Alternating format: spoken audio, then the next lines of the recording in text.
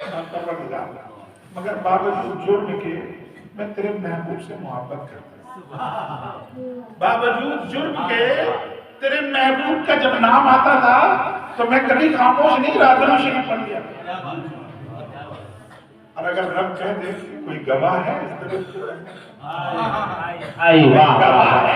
کے پڑھنے پر، کوئی وکیل ہے اس درود کے پڑھنے پر، تو بغل میں بیٹھے تھے مولانا نیپالی صاحب، تو فوراً وہ کہیں گے پاک پروردگار جو میرے ہی بغل میں بیٹھ کے درود پڑھے، واہ واہ واہ، نعرہ تکبیر، نعرہ رسالت، ماشاءاللہ، کھڑے ہو کے کہیں گے حضور میں وکالت کرتا ہوں کہ میری محفل میں بیٹھ کے میرے درود پڑھے۔ ہائے ہائے واہ، کیا بات ہے، کیا مثال ہے۔ ہلکے میں نہ لیجیے، اتنا زور سے پڑھیے کہ پڑوس والا سن لے، اور جب وہ سن لے گا ہمارے عمل ہو سکتا ہے کہ کمزور ہو، اگر ہو سکتا ہے تو اس کا عمل کوئی مقبول ہو جائے، اس کا قبول ہو اور وہ بخشا جا رہا ہے، وہ جنت میں داخل کیا جا رہا ہے، اس کا پڑوسی اس لائق نہیں کہ وہ جنت میں داخل کیا جائے، مگر پڑوسی جب پلٹ کے دیکھا کہ میرے محلے کا چٹیا میں رہنے والا ایک شخص میرا پڑوسی وہ اب اس لائق نہیں کہ جنت میں داخل کیا جائے، وہ یہ اس کا حق نہیں ہے کہ خدا کی رحمت اسے یہاں ملے، اس کی بخشش ملے، مگر وہ پلٹ کے دیکھتا ہے میرے پڑوس میں رہتا تھا، میرے بغل میں رہتا تھا، میرے ساتھ بیٹھا کرتا تھا، میرے ساتھ چائے پیا کرتا تھا، میرے ساتھ کھانا کھایا کرتا تھا، مگر اب وہ جہنم میں جا رہا ہے، اب وہ جلایا جائے گا، تو وہ پڑوسی جس کا فیصلہ جنت ہوا ہے وہ پلٹ کے کہے گا اے پاک پروردگار یہ ضرور ہمارا کمزور ہے، مگر جب بھی کبھی میلاد شریف کی محفل ہوتی تھی تو اس میں یہ درود شریف پڑھا کرتا تھا۔ میں گواہ ہوں جب آقا جناب محمد رسول اللہ صلی اللہ علیہ وسلم کا نام نامی لیا جاتا تھا، جب کوئی اسے کہتا تھا کہ درود شریف پڑھو تو فوراً مشتاق ہو کر کے عاشق کی طرح سے یہ پڑھنا شروع کر دیتا تھا، اور رحمت کی رحمت جوش میں آئے گی اور جوش میں آئے گی، اور فرشتوں کو حکم ہوگا کہ جب میرا ایک بندہ اپنے بھائی کے لیے اتنی محبت رکھتا ہے اور گواہی دے رہا ہے درود پڑھنے کا، تو فرشتوں اسے بھی لوٹا دو۔ سبحان اللہ، ماشاءاللہ، کیا بات ہے۔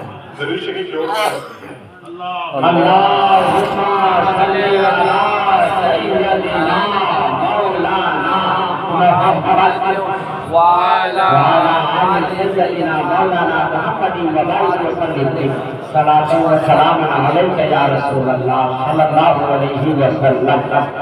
جانچا جائے گا، پرکھا جائے گا، گواہ لے کے جائیے، وکیل لے کر کے جائیے، اور ایسا عمل کیجیے اپنی زندگی میں کہ وہ عمل اس وقت جب گرفت کا معاملہ آئے تو وہ آپ کا عمل، وہ آپ کی نیکی، وہ آپ کی اچھی بات آپ کے لیے شفاعت کرنا شروع کرے، آپ کے لیے گواہ ثابت ہو جائے، مددگار ثابت ہو جائے۔ اسی لیے اللہ تبارک و تعالیٰ کہتا ہے کہ میرے دوست کے ساتھ سچوں کے ساتھ رہو، رشتہ قائم کر لو۔ جب سچوں کے ساتھ تم رہو گے نا، پیر صاحب کے ساتھ رہو گے، ان کے دامنی کرم سے وابستہ ہو جاؤ گے، تو یقین جانو تمہاری کوتاہی، تمہاری کمزوری کے باوجود تمہارا پیر تمہیں راستے پر لے چلنے کا ثابت ہو جائے۔ سبحان اللہ، آؤ گے، جب تم پھسلنے لگو گے، جب تم گرنے لگو گے، تمہارا پیر نسبتی پیر تمہیں تھام لے گا، اور وہ ایسے نہیں تھامے گا بلکہ اس کو تھامنے والا بھی کوئی ہوگا، اس کو پکڑنے والا بھی کوئی ہوگا۔ آج اگر حضور کو پکڑیں گے تو یقیناً انہوں نے اپنے پیر کو تھاما ہے، انہوں نے اپنے پیر کا دامن پکڑا ہے، انہوں نے اپنے پیر کا دامن پکڑا ہے، اور یقیناً یہ سلسلہ آقا جناب محمد رسول اللہ صلی اللہ علیہ وسلم، اور جب حضور نے جس کو پکڑ لیا اور ان کے پکڑنے والے کو آپ پکڑ لیں گے تو یقین جانیے میدان محشر میں ہمارے قدم لڑکھڑاتے ہوں گے، مگر یقیناً غوث پاک اتنی ثابت قدمی سے کھڑے ہوں گے، میر ابو العلا ثابت قدمی سے کھڑے ہوں گے، حضرت خواجہ غریب نواز ثابت قدمی سے کھڑے ہوں گے، حضرت مجدد علی ثانی ثابت قدمی سے کھڑے ہوں گے کہ مرید لڑکھڑاتا بھی ہوگا تو پیر اس کے سنبھالتا ہوگا، مرید اگر گرتا بھی ہوگا، اگر کہیں گرتا بھی نظر آئے گا تو پیر اپنی ثابت قدمی سے اپنے مرید کو سنبھالتا ہوگا۔ سبحان اللہ، ماشاء اللہ۔ حضرات محترم، اللہ کے ولیوں کے ساتھ ایسے ہو جائیے کہ آپ کی زندگی، آپ کے معاملات آپ کے معاملات کو دیکھنے والا ہوتا ہے۔ حضرات آج آپ جس جگہ بیٹھے ہوئے ہیں، آج سے چند دن پہلے حضور شاہ صاحب کی والدہ محترمہ کا وصال ہوا اور اس موقع سے بھی میں آیا تھا۔ یہ شرف حاصل ہوا کہ میں اس میں شریک ہوا اور پھر آج میں آیا پلٹ کے روک۔ جب بھی کبھی ایسی محفلوں سے آپ کو بلایا جائے یا نہ بھی بلایا جائے اور آپ قریب ہوں تو ضرور آ جائیں۔ یہ ان کی محفل نہیں ہے، یہ محفل ان کی نہیں ہے۔ ہاں جگہ ان کی ضرور ہے، گھر ان کا ضرور ہے، گھر ان کا ضرور ہے، مگر محفل ان کی نہیں ہے۔ اپنی محفلوں سے غم دور نہیں ہوتا، اپنی محفلوں سے غم دور نہیں ہوتا ہے۔ اور اگر اپنی محفلوں سے غم دور ہوتا تو بچوں کے یا والد کے یا والدہ کے انتقال ہونے پر صحابہ کرام بارگاہ مصطفیٰ میں نہ آتے۔ کیا بات! آپ جب دور نبوی کا جب آپ مطالعہ کریں گے تو صحابہ کرام کا یہ طریقہ تھا کہ جب انہیں کوئی خوشی حاصل ہوتی، خوشی عام طور سے خوشی کب حاصل ہوتی ہے؟ جب کوئی نعمت ملا ہے، گھر میں بچہ پیدا ہو، نکاح کا موقع ہو، یا پھر نیا مکان بنا لے۔ اور دیکھیے یہ خوشی نعمت کے ملنے پر اور کسی عزیز کے ختم کر دیا، بس 5 منٹ اور برداشت کر لیجیے۔ ارے بھائی اتنی سخت ٹھنڈی کو برداشت کرنے تھوڑی دیر ہماری جیسے برداشت کر پائیں۔ نہیں ماشاء اللہ بہت اچھا بول رہے ہیں۔ بتانے حضرت ہیں تو ہم چھٹیاں آ رہے ہیں، حضرت چلے جائیں گے احمد آباد تو ہم بھی پتہ نہیں کہاں چلے جائیں گے۔ حضرت آ رہے تھے، میں بول گیا، میں وہاں سے سٹی میں چلا گیا۔ ان کی محبت مجھے کھینچ لائی، ان کی والدہ کی شفقت بھی کھینچ لائی، اور خاص ان کی محبت۔ ایسے نہیں کہا کہ یہ جس پیر خانے سے یہ فیض یافتہ ہے وہ بہت زبردست جگہ ہے، وہ آستانہ، وہ چوکھٹ، کہ جو بھی ایک بار دل سے رجوع کرتا ہے نا وہ قائل ہو جاتا ہے، قائل ہو جاتا ہے۔ تو خیر یہ میرا معاملہ ہے، میں تھوڑی دیر اور بس 5 منٹ سے کیا بول رہا تھا میں یاد رکھیے، ذہن حاضر رکھیے۔ محفل میں یہ محفل ان کی نہیں ہے، تو غم لاحق ہوتا ہے۔ جب غم لاحق ہوتا تھا صحابہ کرام کو کسی کا انتقال ہو جائے، جیسے اماں انتقال کر جائیں، والد انتقال، بچے انتقال کر جائیں، تو وہ اپنی محفل سے شاد نہیں ہوتے تھے، مطمئن نہیں ہوتے تھے، وہ بارگاہ مصطفیٰ میں آ کے کھڑے ہوتے تھے، آنکھوں سے آنسو جاری ہوتے اور وہ خاموش بارگاہ مصطفیٰ میں چہرے زیبائے اندر کا مطالعہ کرتے تھے، مشاہدہ کرتے تھے، دیکھتے رہتے تھے، اور اس نورانی چہرے کو دیکھتے دیکھتے، نبوت والی پیشانی کو دیکھتے دیکھتے دل کا غم دور ہو جاتا۔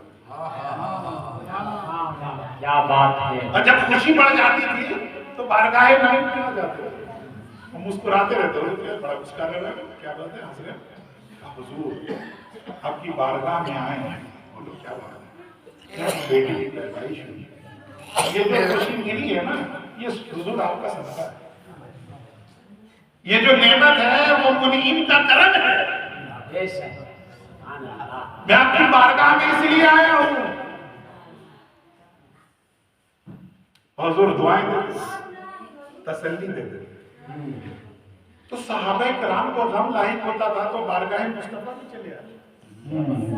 حضور شاہ صاحب کو بھی ان کی والدہ انتقال کر گئی، ماں کا غم، ہر انسان کو ماں کا غم، حضور کو غم لگا ہے، اور یہ غم ایک بیٹا ہی زیادہ بہتر بتا سکتا ہے۔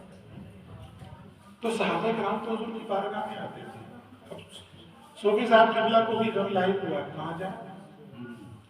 کیا کریں؟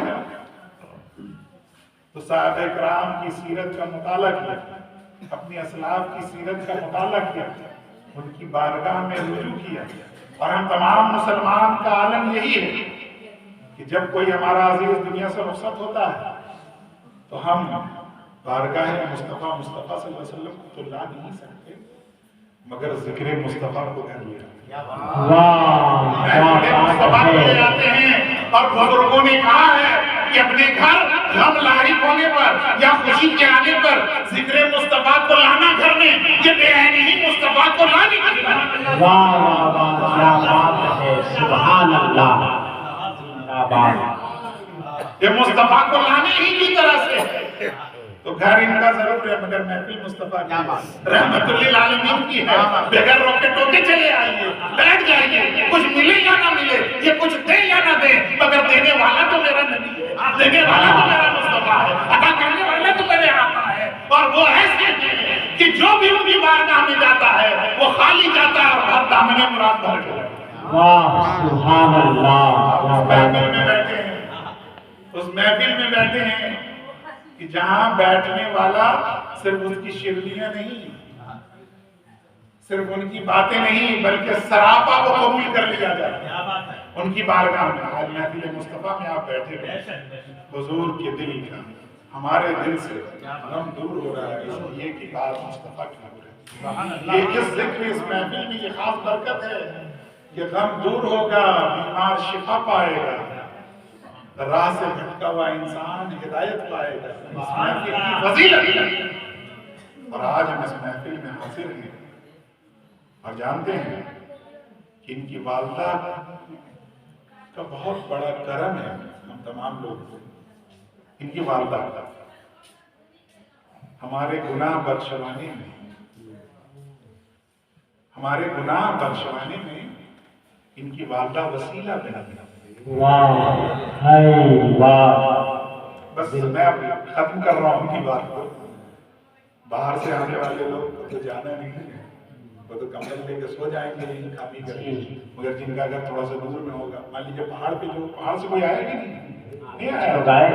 ہم تو بھائی وہ جنازے میں جب گئے ہم نے کہا کہ بتائیے یہ اتنی دور قبرستان رکھا ہے، تو جاتے جاتے ہی صبح شام لگ جائے کتنا. تو وہاں سے جو آیا ہوگا کہ ٹھنڈی میں جانے کے لیے سوچ رہا ہوگا کہ کام مولانا کو پکڑ کے لائے ہوئے یہ رات میں ذرا ٹھنڈی کھلوا دے رہا. والدہ کی بہت بڑی مہربانی ہے ہمارے گناہ بخشنے میں. میں اپنی بات کر رہا ہوں، آپ اپنا کہہ لیجیے، سمجھ لیجیے. دیکھیے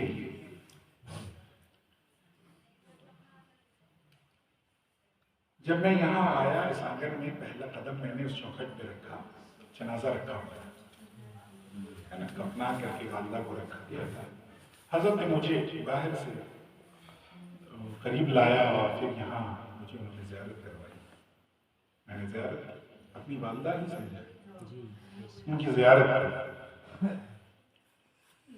اور پھر جنازے میں شریک رہا، نمازیں پڑھی. اب جانتے ہیں پہلا قدم جیسے ہی اس آنگن میں پڑا میرا، زیارت کی نیت سے، جنازے میں شرکت کی نیت سے، میرے گناہ میرے خطا پچھلے معاف کیے جائیں. واہ کیا بات ہے، سبحان اللہ. جیسے ہی میرے قدم، یہ بڑے یہاں ہر گھر میں مولانا ہے، چھٹیاں نہیں، ہر گھر میں مولانا ہے. یہاں کے لوگوں کو بہت فضیلت ہے، بہت معلوم. قبرستان دور رکھا، اچھا ہی کیا. جتنا قدم جنازے کے ساتھ چلیے گا اللہ تبارک و تعالیٰ اتنی خطا معاف کرے گا اور اس سے کہیں زیادہ اس کے حق میں نیکیاں ثواب دے گا. ان کی والدہ کا جنازہ تھا اور پورے گاؤں، پورے رشتہ دار دور دراز سے آنے والوں کی خطائیں معاف ہو. جن لوگوں نے کفنایا، جن لوگوں نے نہلایا، جو کاندھے پر اٹھائے گئے تھے، جو قبر میں ڈال رہے تھے، جو فاتحہ پڑھ رہے تھے، اللہ تبارک و تعالیٰ ان تمام کے گناہوں کو معاف کرے. واہ آمین. ہمارے خطا گناہ کو بخشوانے میں ان کی والدہ وسیلہ ہے کہ نہیں؟ بے شک ہے. اچھا چلیے، یہ تو تب کی بات تھی، آج 40واں ہو رہا ہے. پھر آج ہم آئے، آپ بھی سب تمام لوگ آئے، پھر ان کا وسیلہ ہے میرے ساتھ، ان کا وسیلہ ہے۔ اور کوئی بھی مومن ہو، چاہے انتقال پیر صاحب کر جائے، کوئی عالمہ زاہدہ کر جائے، کوئی عام مومن کر جائے، انتقال جو بھی کرے گا مسلمان اور اس کے کفن دفن میں جنازے میں آپ شریک رہیں گے، تو ہم چاہے کتنے بڑے خاندان سے ہوں، کتنے بڑے گھر سے ہوں، اگر خطا ہوئی ہے عام مومن کے، میرے گھر کا نوکر ہی کا جنازہ کیوں ہو؟ اگر ہم اس کے جنازے میں شریک ہیں تو مالک کے نوکر کے جنازے میں مالک چلے گا تو مالک کی خطا معاف ہوگی۔ واہ، بے شک صحیح۔ مرید کے جنازے میں پیر چلے گا پیچھے پیچھے تو پیر سے کوئی قصور ہوا ہے تو اس مرید کے جنازے کی وجہ سے پیر کے درجات میں بدلیں گے۔ تو والدہ آج 40ویں محفل ہم شریک ہو گئے، آپ تمام لوگ یہاں کیا ہو رہا ہے 40ویں میں؟ آج جنازہ تو نہیں، کفنانے کا تو معاملہ نہیں، دفنانے کا معاملہ تو ہے نہیں، اب کیا معاملہ ہے؟ آج قرآن خوانی کا معاملہ ہے، آج میلاد النبی کا معاملہ ہے، آج ایصال و ثواب کا معاملہ ہے۔ ہم کس لیے جمع ہوئے؟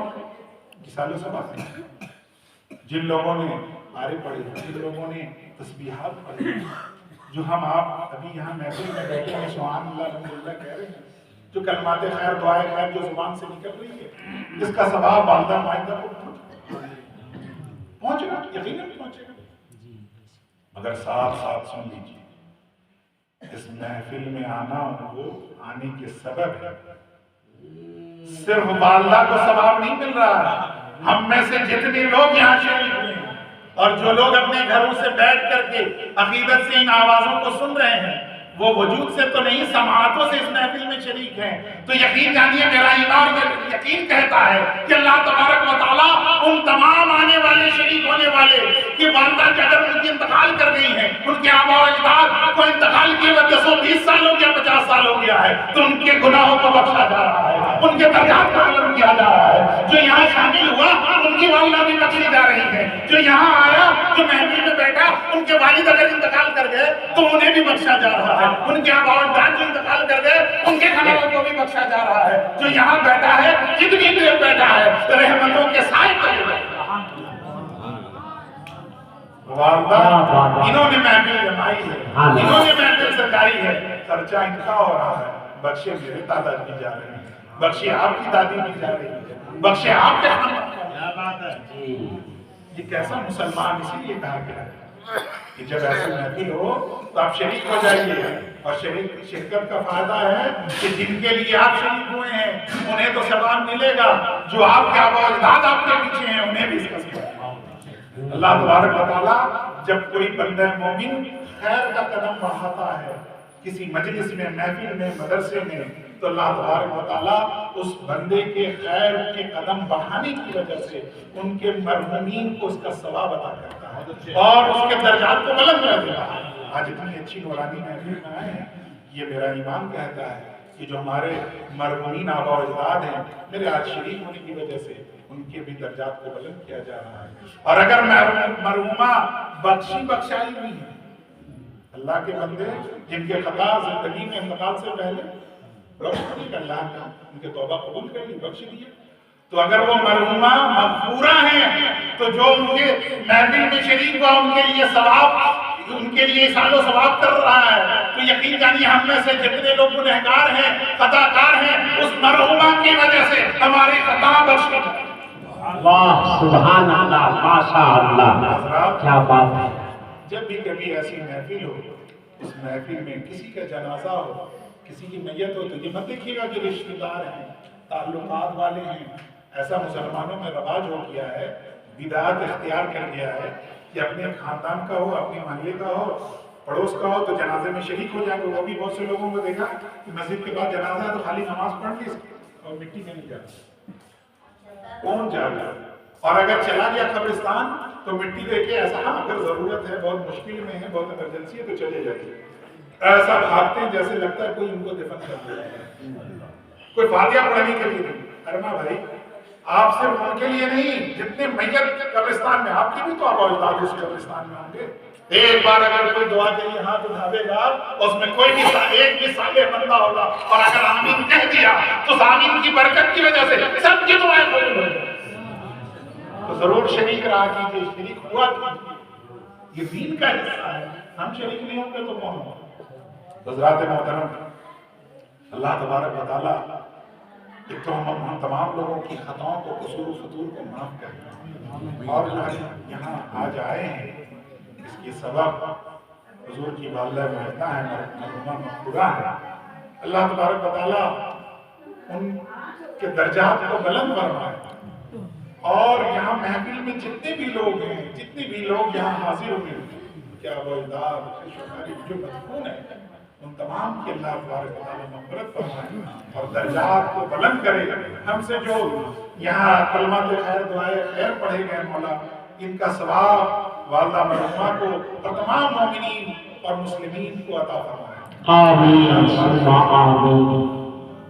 جوش بیانی میں یا روانی میں، بولنے میں، کہنے میں اگر لفظیں خطائیں ہوئی ہوں، اللہ ہماری خطاؤں کو معاف فرمائے، اور میں اپنی غلطیوں، بولی ہوئی بات اگر زیادتی ہوئی ہو تو میں اپنی تمام ان باتوں سے رجوع بھی کرتا ہوں، اور اگر مجھ سے کوئی خیر کی بات، اچھی بات نکلی ہے تو میں دعا کرتا ہوں کہ اللہ تعالیٰ آپ کی سماعتوں سے آپ کے دل تک پہنچائے اور میرے لیے ذریعہ نجات بنا دے۔ باخر دعوانا الحمدللہ رب العالمین۔